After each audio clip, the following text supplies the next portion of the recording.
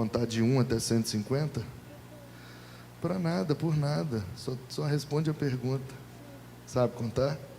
Então escolhe um número de 1 até 150. 75. 75? Fala para eles que número que está aqui, Paulo. Aqui, ó. Que número que está aqui? 75. Foi combinado isso, nós? Amém. Pode sentar, meu filho. Deus abençoe. Podia ser do 1 até o 150. Aí eu falei, vou deixar marcado no meio, porque se for para lá eu vou para cá, se for para cá eu vou para lá, e está perto. E ele ainda escolheu o meio certinho. Então abre sua Bíblia aí no Salmo 75, faz favor. Amém. Coisa boa, né, irmãos? Esse livro é a palavra de Deus. Onde abrir aqui, Deus fala.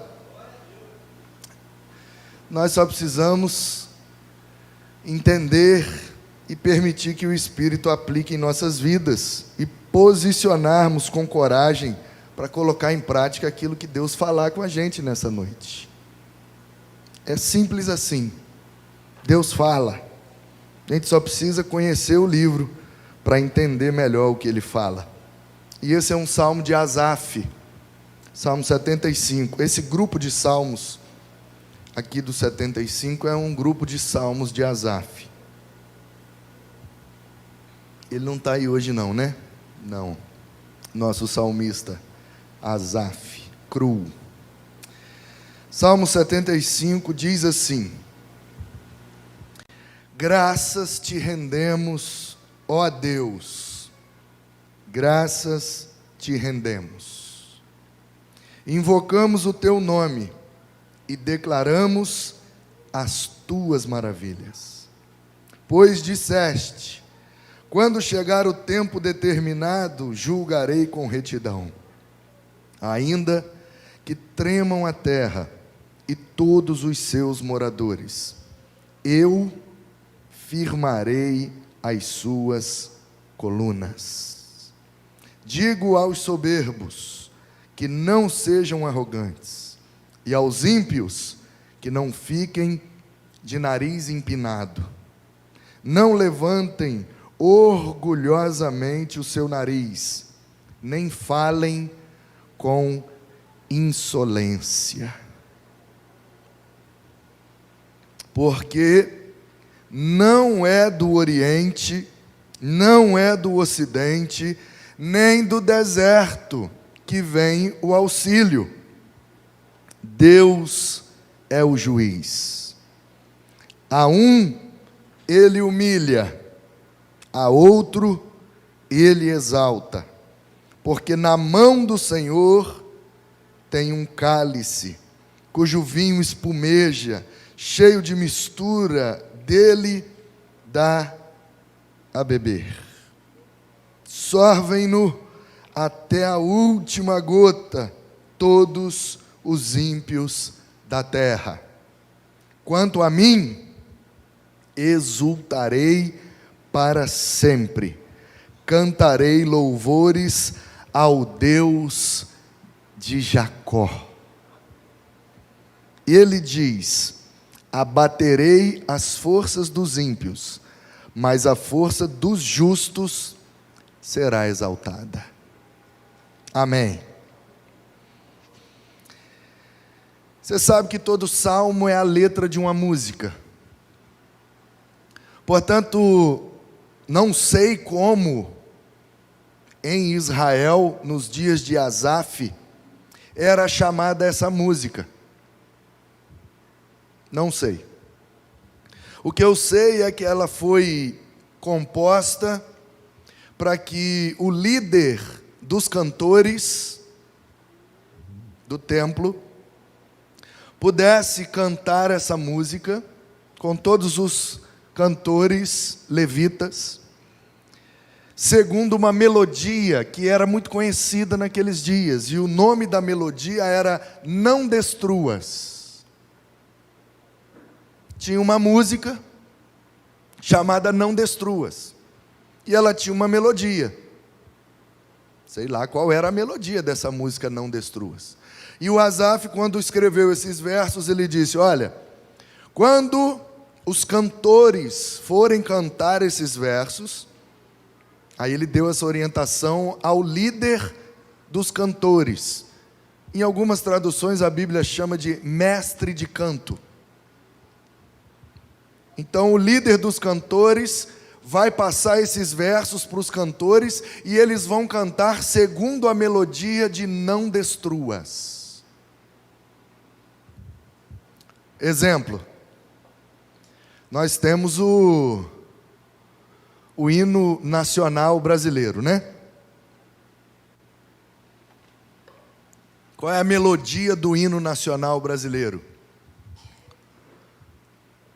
Pam pam param param param param param param param param param param. É mais ou menos assim a melodia, não é?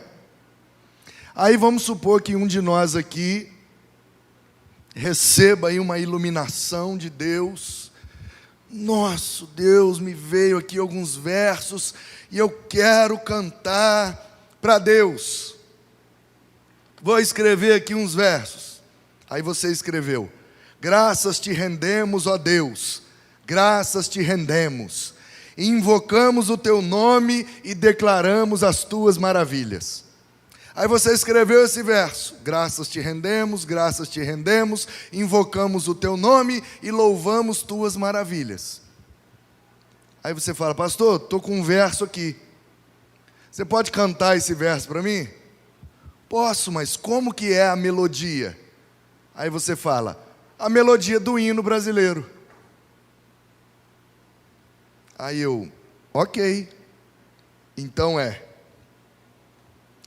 oh, graças te rendemos, ó Deus, oh, graças te rendemos, ó Deus, invocamos o teu nome, declaramos as tuas maravilhas.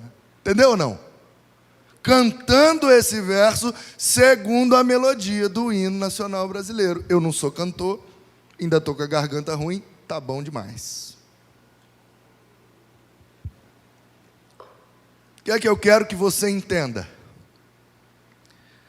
Que o Asaf compôs esse hino, esse cântico, esse salmo, e pediu para os músicos do templo, os cantores principalmente, cantarem esses versos na melodia da música Não Destruas. Só que o conteúdo dos versos diz o seguinte: quando eu me apresento diante de Deus, eu trago a Ele a minha gratidão. E a minha gratidão é porque Ele ainda não me destruiu.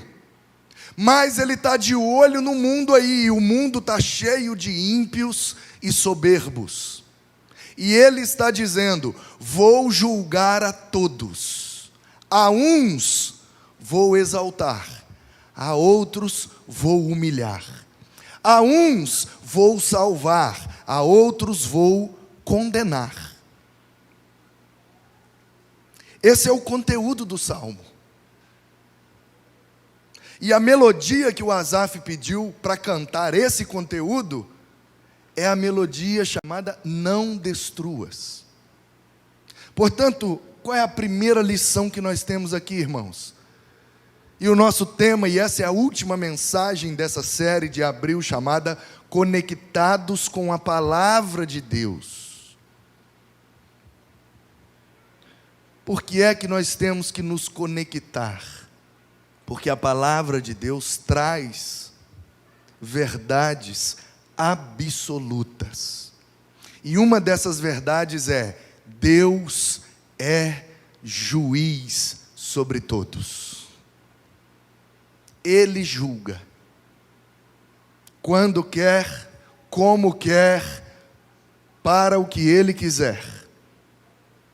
Ele é juiz. E o salmista está dizendo: eu sei que o Senhor é juiz, eu sei que o Senhor julga, eu sei que o Senhor está em todo tempo julgando, exaltando uns, humilhando outros. porque o Senhor conhece dentro de nós e sabe quem no interior é ímpio ou piedoso, é sincero diante do Senhor ou está como hipócrita.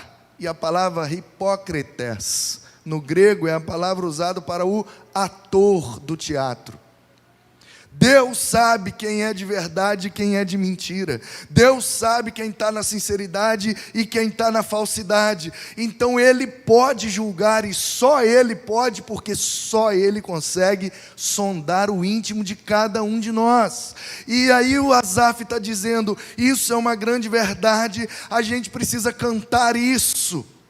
Cantar o que, Asaf? Cantar que Deus está vendo tudo, está julgando tudo e todos, em todos os momentos.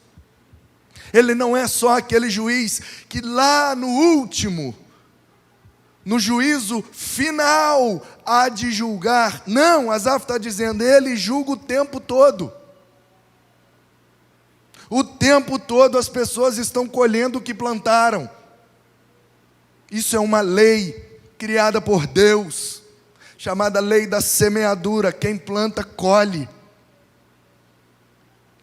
Inexoravelmente vai alcançar a todos. Ou seja, não adianta fugir. Tudo que semear, colheremos. Quem planta vento, colhe tempestade. Portanto, queridos, por que quem planta vento colhe tempestade? Quem planta vento deveria colher só vento. Por que o vento vira tempestade na colheita? Porque o fruto de uma colheita é sempre muito maior do que a semente que gerou aquela colheita. Há 5 anos atrás, nessa mesma época, final de abril, tínhamos uma mesa preparada aqui, e aquele culto se chamou Culto da Colheita, onde as pessoas traziam alimentos para a gente fazer cestas e distribuir. E tinha uma mesa muito bonita, ornamentada aqui, no meio da mesa tinha uma melancia e um facão, bem amolado. Está no YouTube, se você quiser assistir, me chama no WhatsApp, eu te mando o link. Se eu não me engano, o tema daquela mensagem é alguma coisa sobre o tempo de colheita, alguma coisa, a lei da semeadura, sei lá, alguma coisa assim. Na thumbnail dela tem uma melancia. E eu lembro que no meio da mensagem, eu falando sobre isso, para ensinar sobre a lei da semeadura, essa questão que a Bíblia fala, quem planta vento colhe tempestade. Então, da semente para a colheita há uma mudança, que geralmente é para maior. E aí eu parti aquela melancia no meio, pá! E tirei a semente da melancia, para ilustrar essa verdade. Olha o tamanho da semente da melancia, mas olha o tamanho da melancia. Quando a gente está plantando, às vezes parece que não vai dar em nada. Vai dar nada não, se der pouca coisa. Olha o tamanhozinho disso aqui, gente. Isso não vai dar em nada. Mas na hora da colheita, olha o tamanho e olha o peso. Sem falar que um pé de melancia, nascido de uma semente de melancia, não dá uma melancia só. E a gente nunca sabe quantas melancias e qual o peso de cada melancia esse pé vai produzir ao longo de toda a sua existência. Portanto, a gente tem que tomar muito cuidado, mas muito cuidado com o que a gente semeia, porque a colheita pode vir infinitamente maior e a gente pode estar despreparado e não ter condição de lidar com o peso dessa colheita. É a Bíblia que está dizendo. E aí o salmista, diante dessa verdade que é absoluta, ele olha para o céu e diz: Senhor, eu quero em primeiro lugar te agradecer. Eu preciso me conectar no Senhor, porque em primeiro lugar o Senhor é gracioso. E tem gente que diz que a graça é só do Novo Testamento.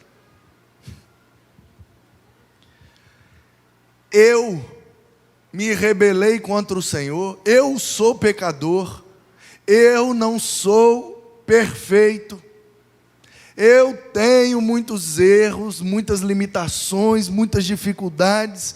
O Senhor, se for me julgar agora, o Senhor tem todo o direito de me matar, de me aniquilar, de me condenar eternamente, por causa do meu pecado e por minha máxima culpa. Então eu quero, em primeiro lugar, diante de um Deus que é juiz, eu quero agradecer, porque o simples fato de eu estar vivo na tua presença para te agradecer, já é obra da tua graça. Portanto, meus queridos, nós precisamos nos conectar com a palavra de Deus, porque é a palavra que nos revela que o nosso Deus é juiz, mas ainda bem que Ele é um juiz gracioso, que concede aquilo que a gente não merece, que nos oportuniza a coisas que nós não merecemos, porque nós não plantamos, e ainda assim colhemos muitas coisas boas, por causa da graça do nosso bom Deus. E aí o salmista está dizendo: gente, na hora de cantar isso daqui, por favor, vamos cantar na melodia Não Destruas. Por que, Asaf? Não, porque diante de um Deus que é juiz e que conhece tudo que está aqui dentro, eu só tenho um pedido para fazer para Ele: não destruas.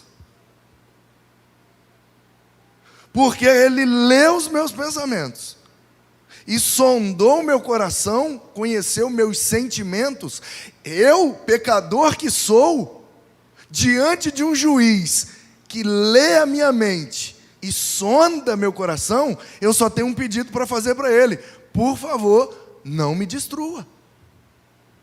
Porque motivos para me destruir, Ele tem de sobras, porque de fato eu sou pecador.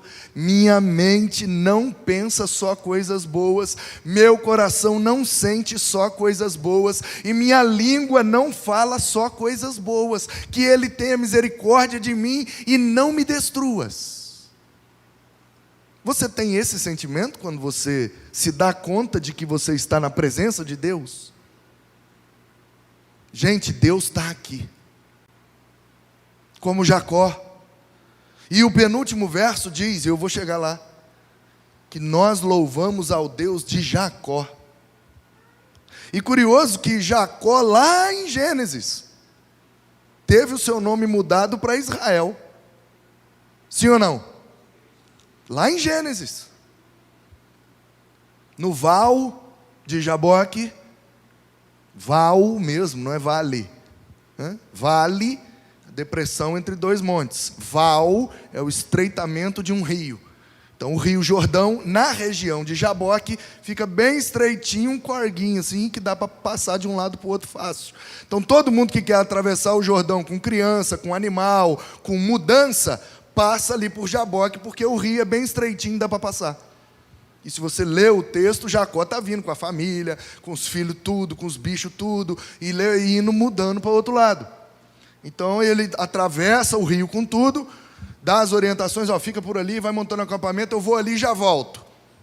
Deixa a família com as coisas lá e volta lá e diz assim: Deus, o negócio é o seguinte, eu estou cansado de ficar mudando de um lugar para o outro, um lugar para o outro, um lugar para o outro, e não ter um destino, não ter um paradeiro. O negócio é o seguinte: eu sou errado mesmo, eu sou bicho doido mesmo, eu sou trapaceiro mesmo, eu sou enganador mesmo, mentiroso mesmo, eu tenho minhas maracutaias. Mas é o seguinte, se o Senhor não me abençoar, eu não saio daqui.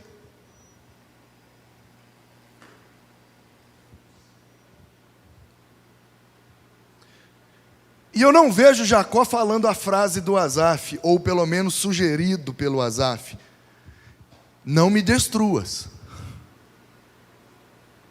Eu tenho um monte de defeito e o Senhor me conhece.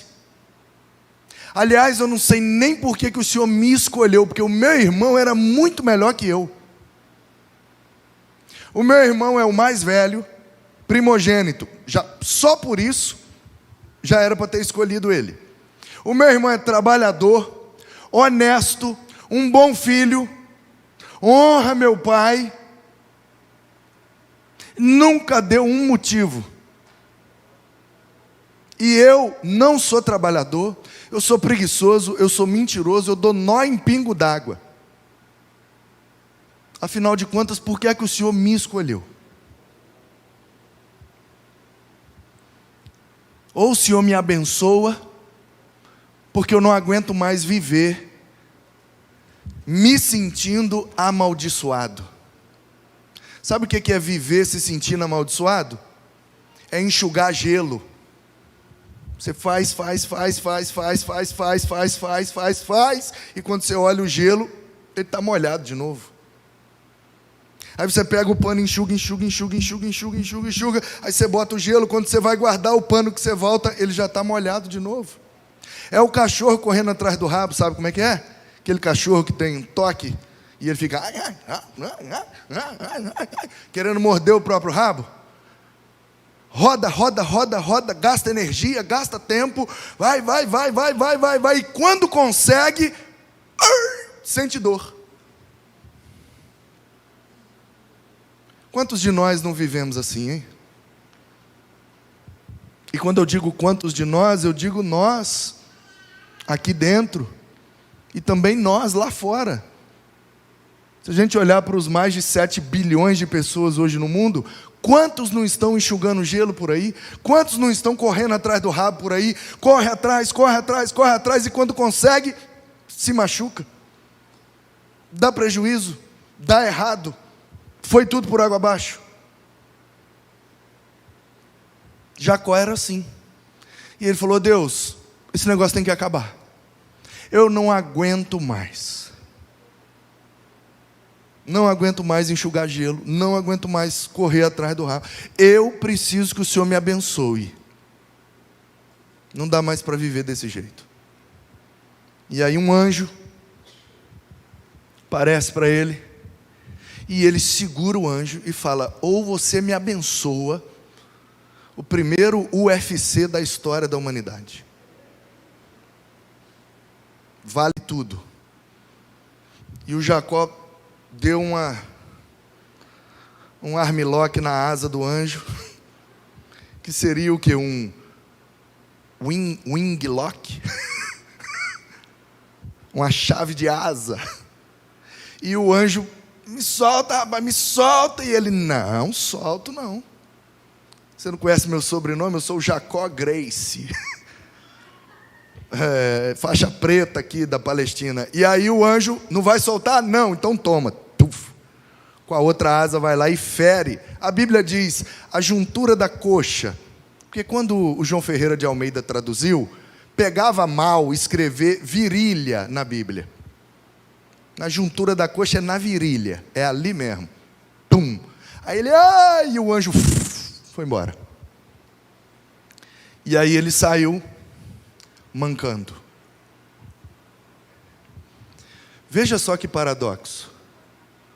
Um homem que vivia dando mancadas, quando foi abençoado, saiu mancando.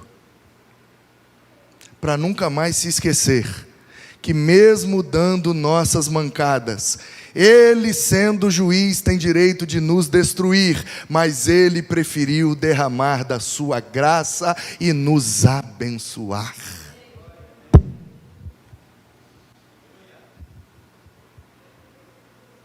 Eu e você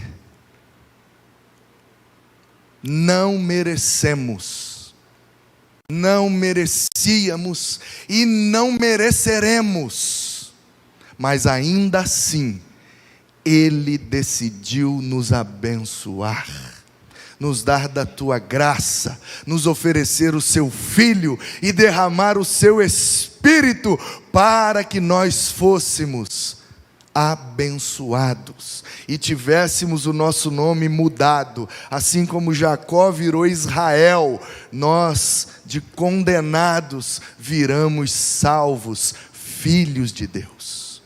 Éramos órfãos, mas agora nós temos um pai.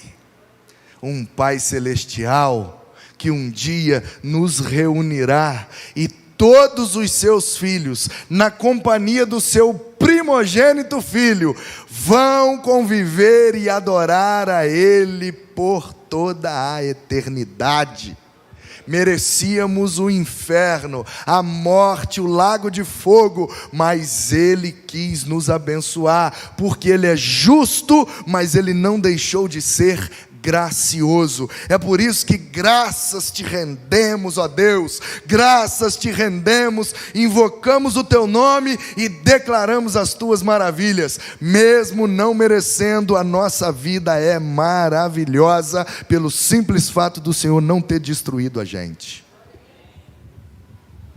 Ele nos deu vida e vida em abundância. Mas quando chegar o tempo determinado, Ele vai julgar com retidão. A terra pode tremer, os moradores podem endoidar, e não adianta. Os soberbos e arrogantes podem esbravejar, os ímpios podem erguer o seu nariz e podem querer brigar e não aceitar, mas não é do Oriente, nem do Ocidente, nem do deserto que vem o socorro. O nosso socorro vem do Senhor que fez os céus e a terra. Olhamos para os montes e nos perguntamos: de onde virá o nosso socorro? Porque nós somos pecadores, e diante de um juiz que é justo, lê os meus pensamentos e conhece os meus sentimentos, eu só posso ser condenado. De onde virá o meu socorro? Como posso eu, sendo pecador, ser absolvido por um Deus que é juiz e é santo? O meu socorro vem do Senhor que fez os céus e a terra. Ele não permitirá que os meus pés vacilem, porque Ele não dorme e nem cochila. Ele é o guarda de Israel, Ele é o Senhor dos exércitos. É Ele quem nos manteve vivo até hoje, para que a sua graça nos alcançasse e nos abençoasse. Deus é o juiz. Verso 7. É Ele quem humilha, é Ele quem exalta. Só Ele tem esse poder, porque Ele é juiz.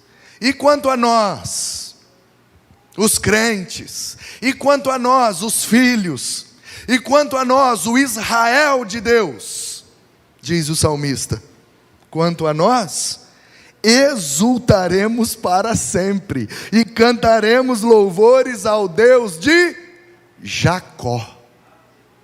Ele não fala Deus de Israel.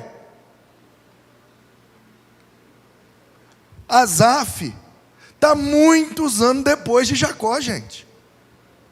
Asaf, como levita, servo de Deus, salmista, é lógico que ele conhecia a lei, a Torá, os 5 primeiros livros da Bíblia. Ele talvez sabia de cor, como a maioria dos meninos judeus. Será que o Asaf não sabia que Deus já tinha mudado o nome de Jacó para Israel? É lógico que ele sabia. Ele aprendia isso a partir dos 8 anos de idade.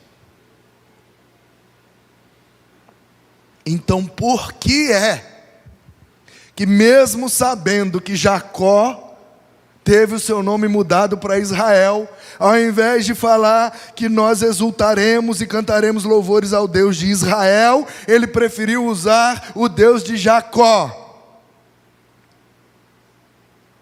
para nos lembrar, toda vez que cantássemos essa música, que nós continuamos imperfeitos, nós continuamos dando as nossas mancadas, mas nós continuamos com um incessante desejo de que Ele nos abençoe, porque não vale a pena viver sem a bênção dEle. Você erra, meu irmão. Eu erro, meu irmão. Eu erro. E erro muito. E os meus erros aparecem muito mais do que os seus, porque é eu que estou aqui, ó, debaixo do holofote. Eu já estou há meia hora falando. Muito mais probabilidade de aparecer um erro do que você que está aí só quietinho ouvindo.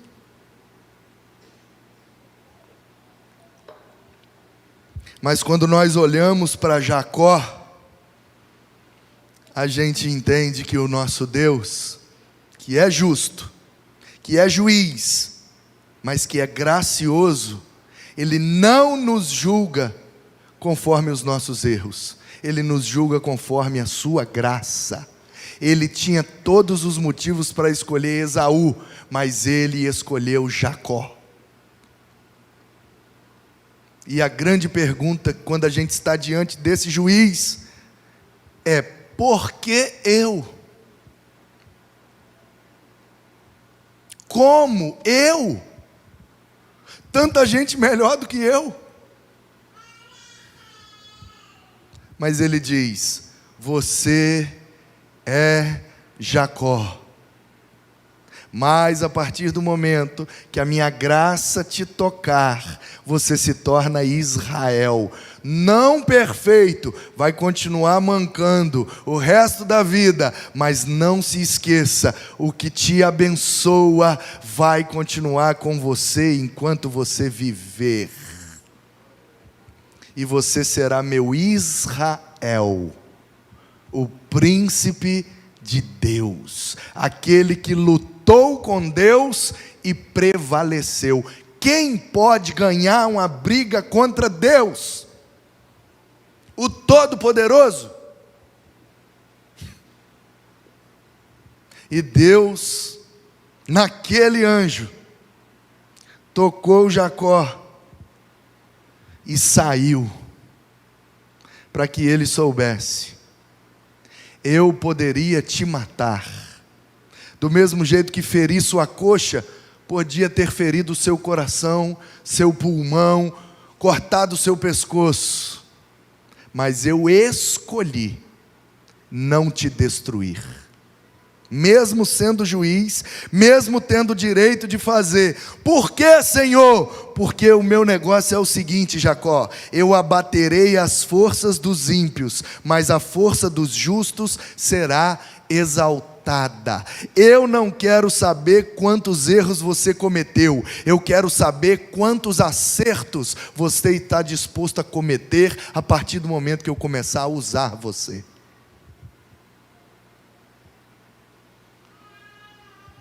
E aí a gente olha para ele e diz: bom, então só me resta viver conectado com o Senhor. Porque se eu perder essa conexão, já era. A única coisa que me mantém vivo é a conexão que eu tenho com o Senhor, que foi restabelecida em Cristo, através da morte do seu Filho, através do sacrifício do seu Filho, através da cruz.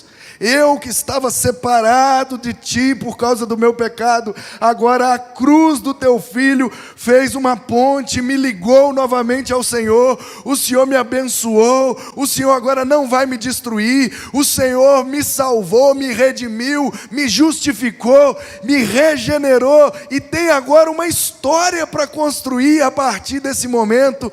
Eu não quero perder essa conexão nunca mais, eu quero viver conectado com o Senhor, porque eu sei que essa conexão, mesmo depois que eu morrer, será mantida pelo poder do Espírito, e ressurreto, continuarei eternamente conectado com o Senhor lá na glória.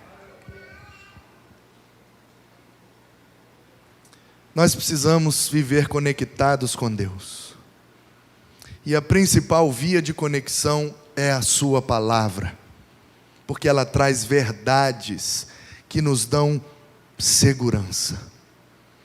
Se tem uma coisa ruim na conexão, é uma conexão que não tem segurança, ela fica caindo toda hora. Não sei se você já teve mexendo na internet, num sinal de Wi-Fi que fica caindo e voltando toda hora. Aí entra aquela exclamaçãozinha assim, do lado do sinal do Wi-Fi. Você está lá mexendo e daqui a pouco, reloginho. Fala, meu Deus, o que está acontecendo? Aí você olha lá para cima, no símbolo do Wi-Fi tem uma exclamação que quer dizer, caiu a conexão. Você está precisando terminar um trabalho, você está precisando enviar um negócio, você está precisando resolver um problema, e o negócio está lá, o reloginho, exclamação no Wi-Fi, perdeu a conexão. A gente vai ficando doido, não vai? Quanto maior dura o tempo da ausência da conexão, mais agoniado a gente fica. Pois é, meu irmão. Deve ser assim com Deus também.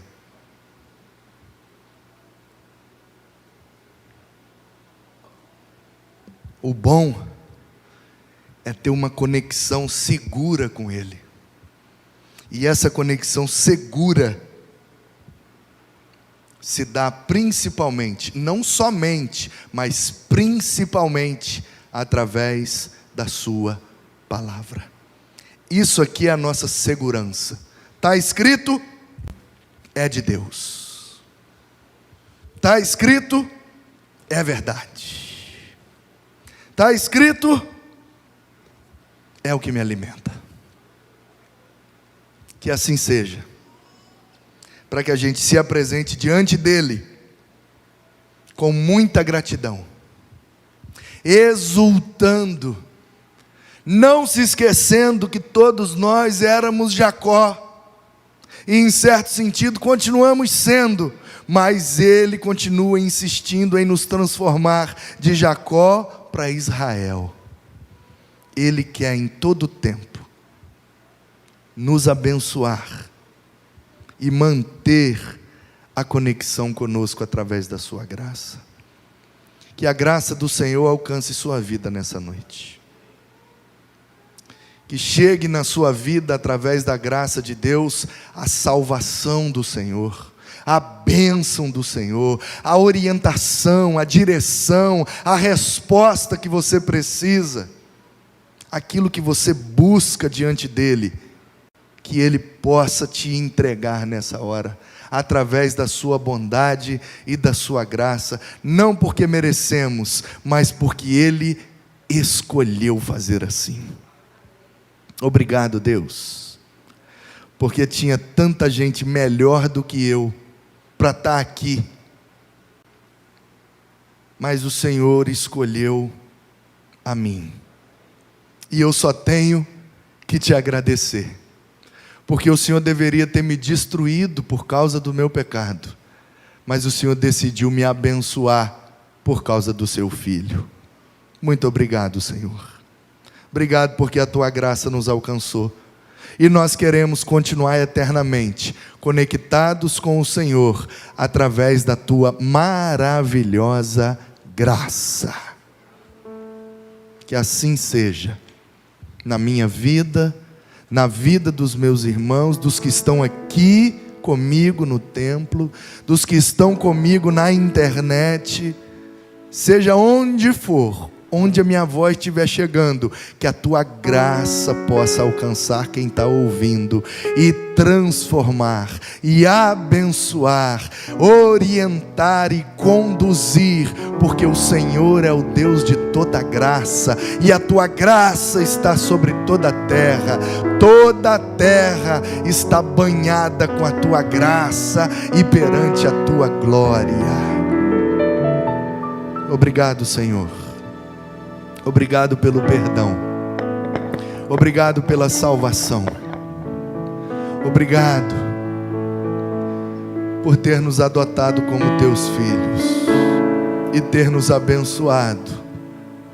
Agora nós vivemos sem a sensação de que estamos enxugando gelo, sem a sensação de estarmos dando voltas. Agora nós vivemos com a plena convicção de que todas as coisas cooperam juntamente para o nosso bem, porque amamos o Senhor, amamos a sua palavra e fomos chamados segundo o seu propósito. Obrigado, Senhor, em nome de Jesus. Amém.